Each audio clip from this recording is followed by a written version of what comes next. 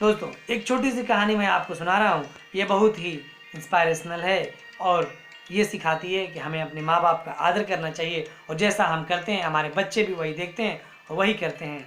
कहानी उसकी शुरुआत होती है एक छोटा सा बच्चा जिसकी उम्र 6-7 वर्ष थी और उसके घर में माँ बाप थे और एक बूढ़ी दादी थी। एक दिन उस बच्चे के माँ बाप ने उसके बच्चे की दादी से कहा कि आप चलिए, आपको मंदिर घुमा के आते हैं। सब लोगों ने कार में बैठा और मंदिर चले गए, मंदिर में दर्शन किया। उसके बाद वो लोग एक वृद्धाश्रम चले गए। वृद्धाश्रम में उस बच्चे की दादी को, मतलब जो लड़का था, वो अपने माँ को ले जाकर वृद्धाश्रम में छोड़ दिया और बोला कि अब आपको यहीं रहना है। इस पर जो छोटा बच्चा था उस देख रहा था, वो बोला कि पिताजी, ये आप क्या कर रहे हैं? दादी कहाँ हैं? दादी यहाँ क्यों रह रही हैं?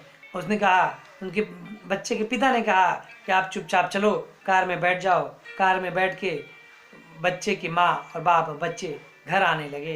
इस पर बच्चे ने फिर सवाल पूछा कि पापा पापा, हम लोग दादी को क्यों छोड़ दिए? दादी वहाँ क्यों रह रही हैं? क्यों नहीं हम लोग के साथ आई हैं? तो उनके पिता ने कहा कि बेटे, अब दादी कभी नहीं आने वाली हैं, क्योंकि जब बूढ़ी हो गई हैं उनका अब कोई घर में काम नहीं है, उनको वहीं छोड़ देना ही उचित है। अब उनका हम लोग घर में क्या काम है? वो एक हम लोगों के लिए बोझ बन के बैठी हुई हैं। तो बच्चे ने कहा कि ठीक है पिताजी, मुझे एक बार फिर से वो वृद्धाश्रम लेके चलो। तो इस पर बाप ने कहा, क्यों, क्या करने वृद्धाश्रम जाओगे? बेटे ने कहा कि नहीं, एक बार फिर ले चलो मुझे। उसके जिद करने पर, बच्चे के जिद करने पर पिता ने अपनी कार घुमाई, फिर से वृद्धाश्रम ले गया। उसकी गेट पर गया और वहीं से बोला कि ठीक है, आप चलो, आप वापस। तो पिता ने बोला कि ये क्या है, ये क्या कर रहे हो? अभी तो बोल रहे हो वृद्धाश्रम चलो, अब फिर यहाँ पे आए, अब फिर बोल रहे हो कि वापस चलो। तो उस बेटे ने कहा, अब जो बेटे ने कहा वो आपको चौंका देने वाली बात है।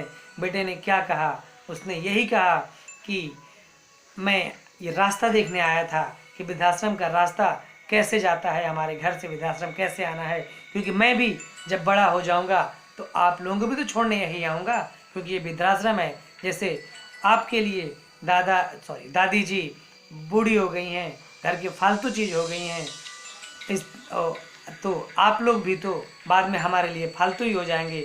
मैं भी तो आप लोग यहीं छोड़ने आऊँगा, इसलिए मैं रास्ता देखने आया था। अब दोनों, उनके पिता और माता दोनों बहुत लज्जित हुए और दोनों लोग जाकर के वो जो बच्चे की दादी थी, मतलब उनके जो भी माँ थी, उनको लेकर के सम्मानपूर्वक घर लेके आए और उनसे माफ़ी मांगे। तो एक बच्चे के छोटी सी डिसीजन ने, छोटी सी सोच ने उस घर को बिगड़ने से बचा दिया। तो ये हम लोगों को इस कहानी से ये शिक्षा मिलती है कि हम लोगों को ये बड़े बुजुर्गों की सम्मान करना चाहिए, उन लोगों की सेवा करनी चाहिए और घर में एक बोझ नहीं समझना चाहिए। जो भी उनको खाने पीने को चाहिए वो देना चाहिए, आदर सत्कार करने चाहिए। उनके अगर चश्मे टूट गए हों, चश्मे बनाने चाहिए, उनके लिए एक अच्छे घर का प्रबंध करना चाहिए और कोशिश यही करना चाहिए कि अपने साथ मिलजुला के सबको रखें। यही घर परिवार का नियम है। मैं आलोक सिंह, आलोका ग्रुप एक कदम समाज सेवा की तरफ से आपसे यही कहना चाहता हूँ कि अपने लिए तो सब जीते हैं, परंतु दूसरों के लिए और समाज के लिए जीना एक अच्छी पहल है।